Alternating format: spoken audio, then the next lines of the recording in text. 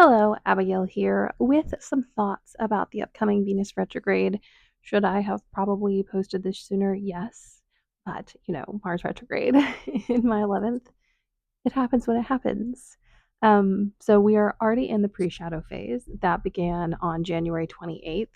And kind of to describe this for anyone who's not aware, so we have the main retrograde and any retrograde, but then on either side, we have the degrees that that planet will travel through. So, since this retrograde is between 24 degrees of Pisces and 10 degrees of Aries, or rather 10 degrees of Aries, 24 degrees of Pisces, because we're going backwards, Venus hit that 24th degree on the 28th of January.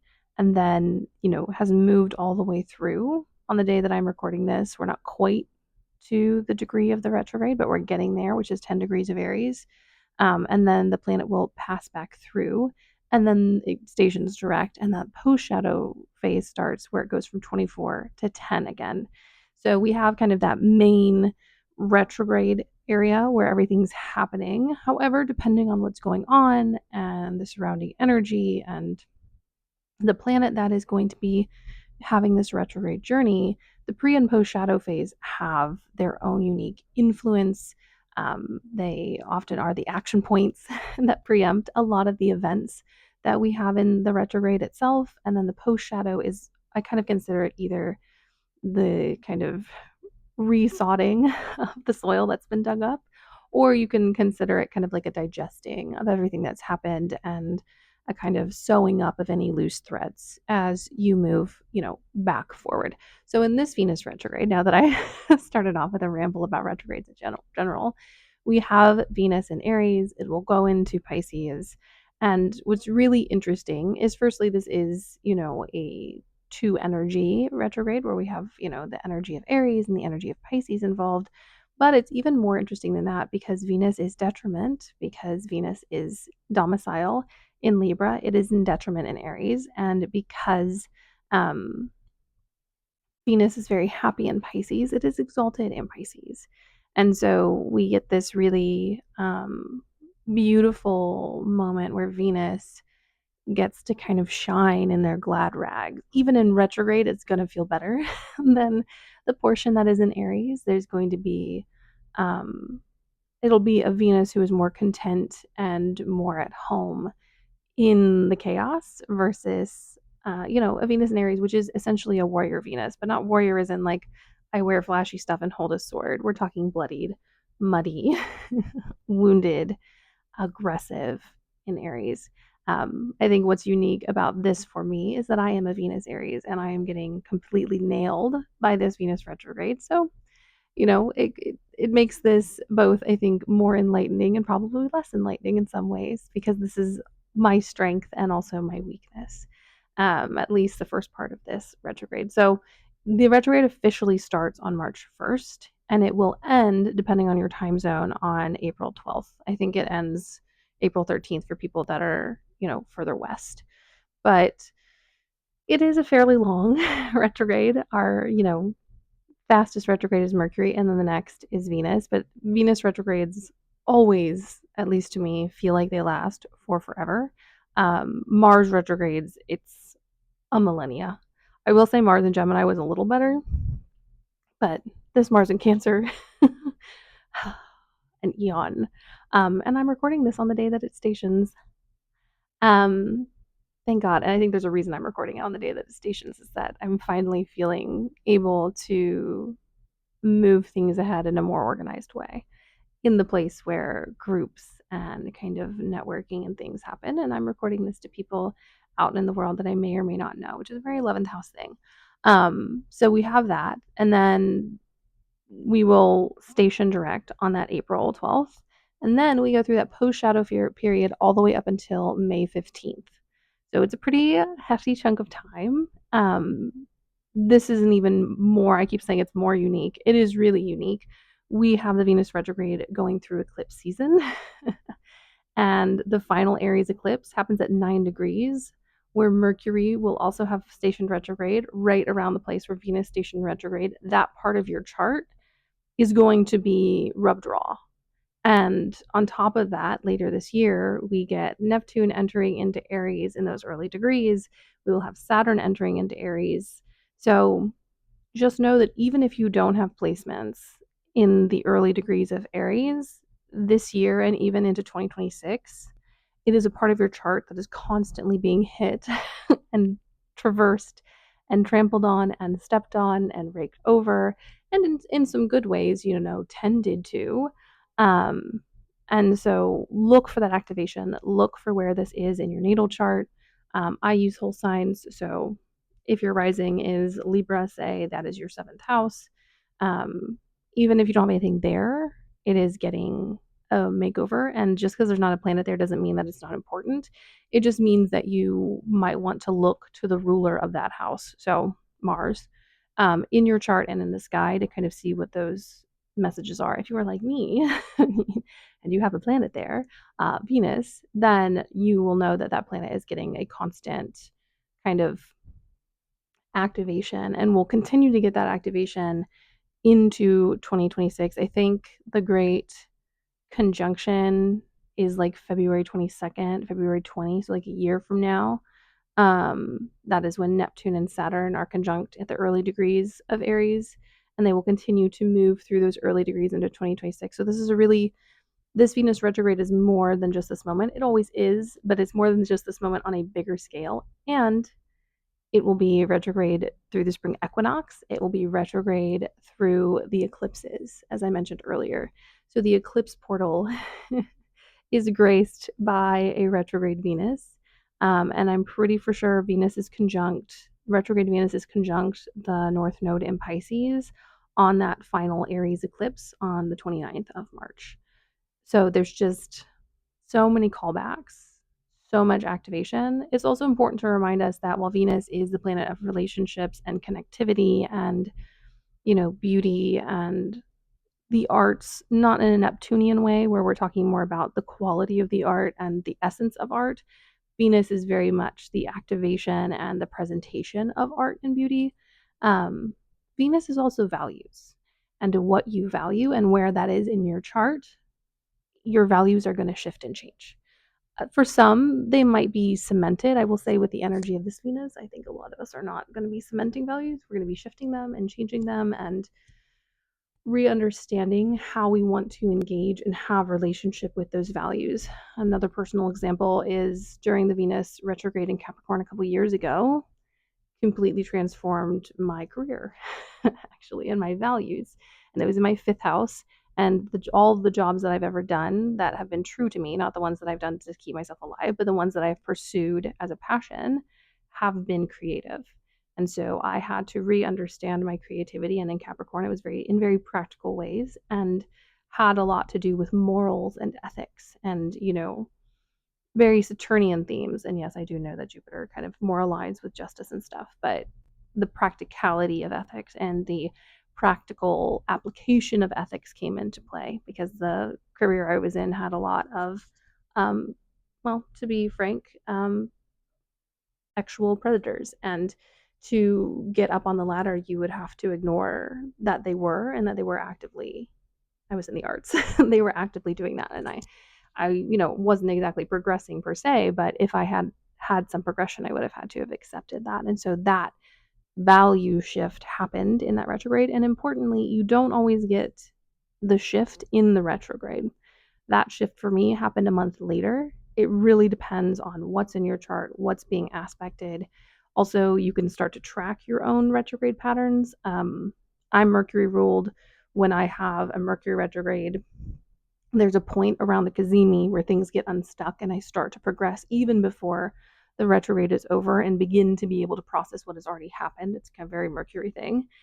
You might start that process earlier, you might start it later, depending on the planet. It might even take you a whole 6-month cycle to get that lesson. It doesn't usually take that long, I will say that. But, don't force yourself as we enter this retrograde to start to process stuff. With the Mars retrograde, I 100% know that I'm going to have a delayed release on this and that I'm going to start to understand and process and actually be able to make use of the woes and the tribulations that happened in the Mars retrograde later. And I really do feel that this Venus retrograde is going to have a similar effect. I do think when it goes into Pisces, we will be more comfortable with what's happening. However, we're going to get way more done. Venus is going to dig incredibly deep with their blade in Aries. So the first few weeks are going to be rough. The first few weeks are going to be, you know, hypothetically bloody. And you're really going to have to be in for a fight, either with yourself or with someone else or in your personal relationships. It's really about self advocation in Aries and staying true to your needs and your desires and your primal urges, to be quite frank. The things that light you up. It doesn't have to be sexual per se, but it often is. Um, Also, be aware of what's being aspected by this. Um, what do you have in other fire signs? What do you have in other water signs? What do you have in cardinal and mutable signs? Cardinal being Aries, mutable being Pisces, because that then puts you into squares. Because, right, remember, trines are elemental, and the squares are in those families of cardinal, mutable, and fixed. That's how I learned. That's how I finally got it clicked when I was first learning astrology. And then sextiles are like not your next door neighbor, but the neighbor over. And then there's, in conjuncts and all the little fancy terms for that. But those are the main ones. So really kind of take this in holistically. As with all astrology, what you need to know comes when you need to know it. There are times when I will look at my own chart and go, oh, I forgot that there was a trine there. Or I did not remember there being this exact sextile with another planet. And the truth is, I didn't need to know that until then. It's not a lack of skill or quality in astrology when you don't see something, especially after you have trained. It is simply that the time is not right. And so the energy focuses on something else. And then at a later date, you find out that new information that now has a place to be fit in rather than just being a part of a deluge. Um, I heard someone say this a long time ago, and I've heard it repeated by many other astrologers, but astrologer is a need to know energy work. You get the information you need when you need it. To expect to have it all at once all the time is firstly not practical and secondly not functional. So, if you're learning astrology, if you have been studying it for a long time, always give yourself that room to recognize something new without being like, oh, gasp. I was a fool and did not know this. No, the universe just didn't give it to you because it wasn't time. Anyways, now that I've rambled on that, back to this Venus retrograde, you're going to have to get down nitty gritty and dirty and dig deep in the Aries portion. In the Pisces portion, then it's time to really talk about comfort. You should be comfortable in your relationships. When Venus is in Aries, no. This is about facing that discomfort. It's about understanding why that discomfort is there. It's about understanding where you need to fight, where you need to defend. It's about also feeding your insatiable desires. I think one of the best lessons you can learn from an Aries Venus is that insatiable desires are called insatiable because they are never ending. And when you can make peace with that eternal raging craving and you feed it as you can rather than constantly trying to pour something into a bottomless pit, then you will find true Venusian expansion in detriment. But it is that knowing of that understanding of that deep craving and ferocity that lives there and that will always be there, and being okay with that, not seeing it as a problem, not seeing it as something that needs to be fixed, not even seeing it as something that is a need that has to be met all the time. It is a need that you need to feed, obviously, but it's not a need that is ever going to go away. And when you can come to peace with that, and not even peace, just become chill, just be like, yeah, I am constantly horny. I do constantly have these desires and needs, but it's not reasonable to expect me, or very importantly, someone else, to fill these needs. These needs exist within me, and I do my best. And then I express what I need to those people who also can meet those needs. And that's how I get them filled sometimes. because it's not going to be all the time. Because there is no ending to the desire for connection from an Aries Venus. There is no ending to the desire for stimulation and um, sexual activation from an Aries Venus. And this is coming from an eighth house Venus, so this is a bottomless pit for me. Um, it expresses itself differently in different houses, but look, if you have an Aries Venus, look at what house it's in. And in this cycle, even if you don't have an Aries Venus, look at what house it falls in to understand the needs and desires that are being given voice, to understand the values that you're going to need to be dealing with. You know, something that I heard, I think it was, gosh, I can't remember his name, but Stephen Forrest. He's an evolutionary astrologer, but something he said in a recording I watched was that Venus is also the planet of no. Um, so what is your hard boundary in Aries? Because there are some things that aren't insatiable needs. In fact, they're things you don't want at all, you know, and sometimes we have to do those things to a certain degree, but sometimes it is important to just say, no, I don't want that. I don't like it. And to throw it on the floor like a toddler and walk away.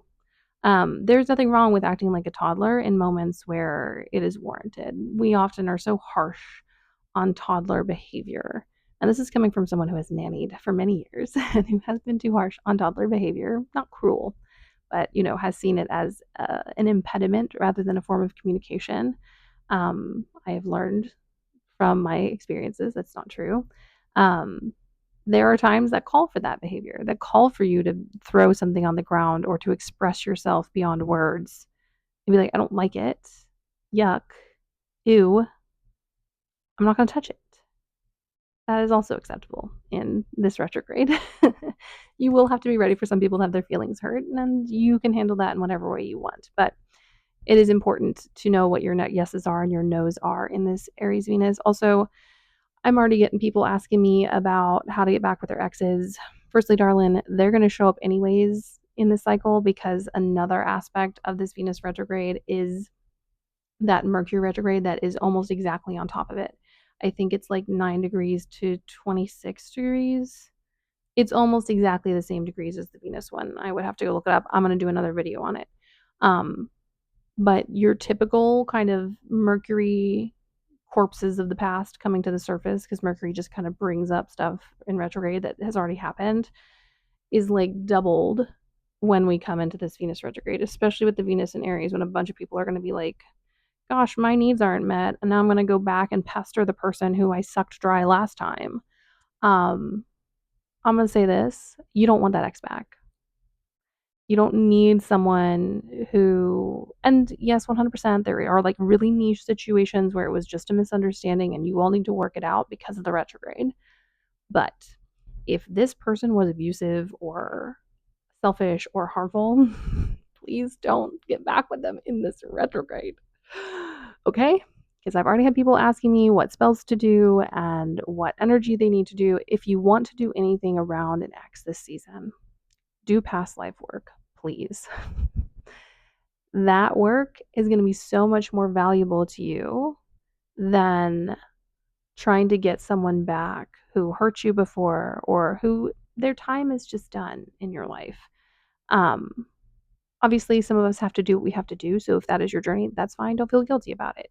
But if you're thinking of using magic to get your ex back, please don't. It's really going to muddy the waters more than they're muddied this season. So please, please, please, please don't do it. Or if you have to do it, have really firm boundaries, really ask yourself what you truly desire.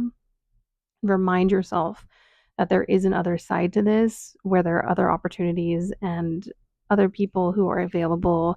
And this is coming from an Aries Venus who absolutely adores the people that they end up being with and who loves them unconditionally and who is sometimes blind to the things that they do because of that intense, passionate affection and love.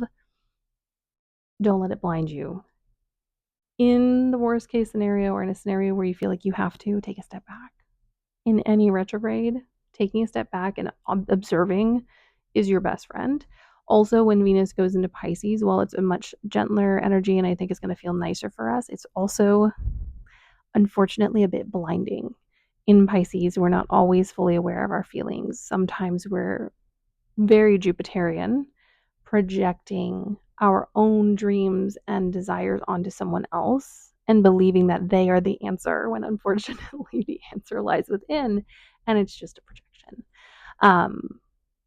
So just take your time. Also, know that you don't need to set any firm relational boundaries in this time. Maybe you do, but if you're feeling like you have to and you're not ready to, you don't, right? It's all about when you're ready, especially in a Venus retrograde. Um, so just to recap, since I know I've gone far afield several times, thank you, ADHD and autism. The Venus retrograde starts on the 1st, a few days from now, of March, ends on April 12th or April 13th, depending on what coast you're on in the US. You can check your own time if you're in a different country or different part of the world. And then that pre-shadow started at the end of January on the 28th, and the post-shadow will end on May 15th. We have not only the Venus retrograde, but starting on, I'm sure it's the 14th, starting on the 14th of March, Mercury stations retrograde at 9 degrees, 1 degree lower than that Venus retrograde. So we're literally covering the same ground. And because Mercury moves faster, we will have that connection at some point. Also important to note, we will have a Sun-Venus cazimi. We will have a Mercury cazimi. The Sun is also going to be connecting with Saturn. It's going to be connecting with the North Node. It's going to be connecting with Neptune. And Neptune is also going to be entering on April 1st. We will be out of this, we won't be out of this retrograde yet. On April 1st, Neptune goes into Aries. And then we also have the eclipses, which I know, I was just looking through it. Can't remember the exact date of the Virgo eclipse, but I think it's the 12th or the 13th of March. Actually, I do know it because it's the day, it's the 13th or 14th. It's like that evening Mercury stations retrograde. And that's the ruler of that moon, which is why that's really important. And then we have the other eclipse on March 28th. So we're going to be experiencing all of these Venusian pressures in an eclipse portal. And this is kind of what I want to end on. It's nothing to be feared. None of this is, we have all experienced multiple eclipses. We have multiple eclipses a year. We have experienced multiple Venus retrogrades. They happen often. Not as often as the Mercury ones, but they happen often. We had the last Venus retrograde was in Leo in 2023, so here we are again, another Venus retrograde in a fire sign. But just know that in those eclipses, all of this energy is magnified and sped up. So especially in that kind of between, March 13th to March 28th, it's going to be a lot. We're going to feel Venus is going to switch into Pisces. On that final Aries eclipse, Venus is conjunct the North Node, retrograde. Massive amounts of progress. However, eclipse progress can often feel like a shock. It can often feel unsettling because the way I describe it is you like go from point A to point H and you're like, what happened in between? I feel like I skipped a bunch of steps and it can be unsettling. It can feel like things are being ripped away from us sometimes. I will give you some encouragement. Anything that is taken from you in an eclipse, while it can be devastating, I've had some really devastating eclipse cycles. Like people have died. You know, they do. I don't want to use turn out for the better because obviously I don't want people who have passed in eclipse cycles for me. That was not a great experience. I never wanted to lose them, but their loss, that removal from my life, I want to say this carefully because I don't want to glorify devastation,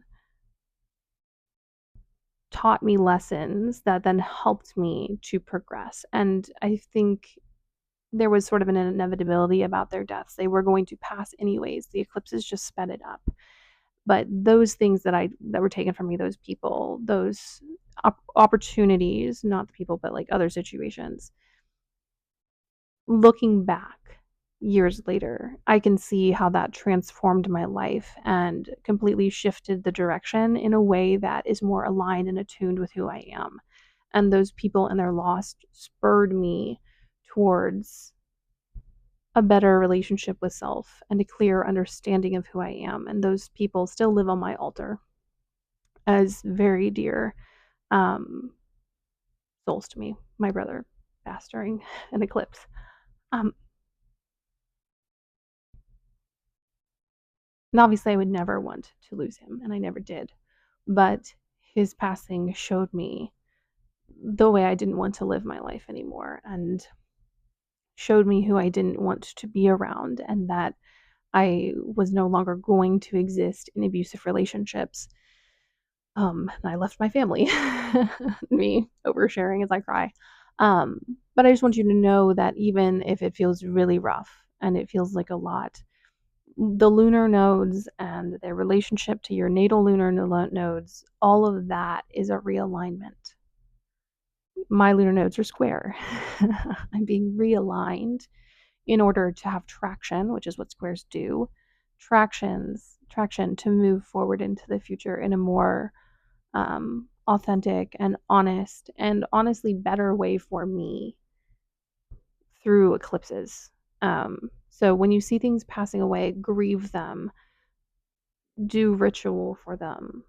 I'm not saying someone's going to die. It's very specific to your chart. It's very specific to your story, but opportunities might pass away. Jobs might disappear. I had someone reach out to me during the Venus retrograde and they were like, I just lost my job. I don't know what to do. And we hadn't quite gotten into the Venus Leo retrograde yet. We were right on the edge. And I said, you know what? If I know this sounds really lighthearted and overly optimistic from a stranger, but I can guarantee you that job wasn't meant for you and wasn't aligned with your values. And I just knew. It's called divination. I was like, by the end of the Venus retrograde, you will have a better job that is better for you. And I heard back from them several months later, and yeah, they ended up with another job. And looking back, they're like, yeah, that job would have killed me. It wasn't meant for me. The people weren't right. So have some hope. If you have lost a job or you're going through a really rough relational time, it can the feeling of wanting to, and this is coming from someone going through a lot relationally. The feeling and desire to hold on too tightly can be something that happens when the eclipse energy takes over. And I swear to God, the more you release, the more will remain, and the more right things will be on the other side. So trust the eclipses. It's going to be extra hard with these retrogrades to feel that trust because we're going to want to hold on to something with everything up in the air. Um, but this Venus retrograde is going to be shifting your relationships and your desires and your boundaries and your values. And if you can lean into it, if you can trust even just a little, I'm not telling you to free fall. I'm just saying just have a grain of hope and trust. The transformation on the other side compared to that grain of trust are going to be so much more massive. And the more you can release, the more you will attain. And no, it sounds really trite and and maybe overtly hopeful on this side of things, but I will tell you this, that has always been my experience with eclipses, always my experience with retrogrades. And yeah, they can kind of be a moment of real difficulty and real struggle, but that is you and the universe kind of wrestling together to realign your ideals and your vision and your desire for the future with things that actually are attuned to you. Because in the world we live in, especially with this post-capitalistic landscape and all the violence around us, we are pulled away from our purpose and pulled away from things that are more innate to us. Most of us would do so much better in nature and working with our hands and living with a 13-month chart and a diurnal lunar chart and a solar, I guess diurnal is also true, solar lunar chart, and flowing with nature. And so we're constantly being pulled away from things that work best for us. And also we're also told to like overachieve and overproduce. So a lot of our dreams, while beautiful and lovely, are also dreams of a capitalistic future. And the universe is constantly trying to pull us back to a more holistic way. And it feels counterintuitive because a lot of the more holistic ways in capitalism are intentionally deprioritized and stripped so that you can't make a living off of them. But if we don't go back to them as a collective, we will all suffer the same fate of exhaustion and exploitation. So let the universe pull you back. That's what I'm trying to say. Let the universe realign you. Let the universe shift things so that they are more attuned. I had someone come to me recently, and something they said really stuck with me. And they said, I told them they needed to take some days off. And also, based on their astrology, they're going to go through a really big shift around their legacy and what they do for work. And they were like, I'm afraid that if I take a day off, I'll just never come back. And I'm like, I know where the fear comes from, and believe me, I get it. But I was like, what is wrong about no longer being suitable for a life of exploitation? Of no longer being, fodder to the battlefield of colonialism, to the exploitation of our ancestors, to the racial structures that we have, to this perpetuation of labor as a form of value. And I'm like, I know it's scary, and I know you still have to take care of yourself. So I'm not saying don't go back into work. But this is the moment where we start to create and shift things towards a future that you can sustain for the next 20 to 30 years as you head into, your like third stage of life. That will work for you and nurture you and create space for the things that you want. So that is kind of the message I want to leave you all with, even though I said that about 10 minutes ago. This Venus retrograde, relationally, emotionally, value wise, it's going to shift your compatibility, if you let it, with the status quo, with the systems at hand, with the cycles of maybe abuse and exploitation that you have been in the past. And it's going to be scary, and you're going to wonder if you are fit for the world. But what an honor to not be fit for this world. And I'm not talking about the world as in nature, but as in society. What an honor to be fit for the natural world, to be fit for the cycles that already exist around us, that are under the surface humming their beautiful song while the loud noise of industrialization and capitalism clangs around us. Not saying all of it was bad, and I'm not idolizing the past, because things sucked then too. But I am saying this cycle, and we can't get away from Neptune and Saturn going into Aries. All of these things are pushing us towards attunement to self. And we're going to start to feel in deep disharmony with the world and the way it is. And that is essential to liberation. And it's going to be uncomfortable, and it's going to be painful, and we're going to have to watch some things burn. But we also can build a fire to warm our hands. We also can take the ashes and put it in a field to fertilize it. It's not the end. It is simply a change. And there is a great change happening. Pluto and Aquarius kicked it off. And this shift into, Neptune and Saturn into Aries with this Venus retrograde setting us up for that, is shifting that as well. And then we get Uranus and Gemini later this year. So, look at this from a micro level, look at this from a macro level. Battle for yourself at the beginning, especially of this Venus retrograde. Battle for your desires. You can also fight for your relationships that are struggling.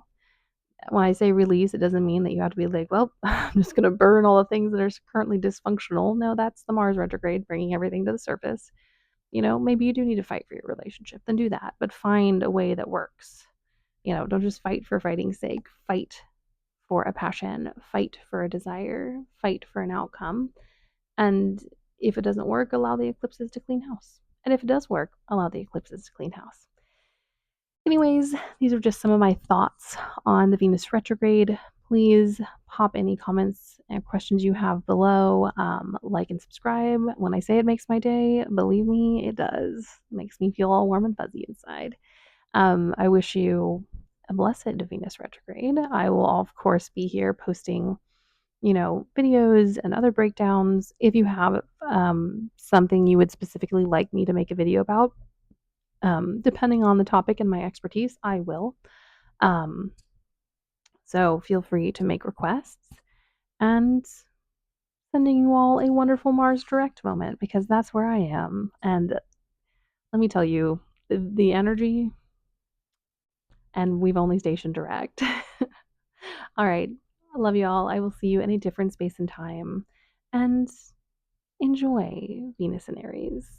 It is ugly and aggressive and clingy and codependent and wild and messy. And sometimes that's just energy we need.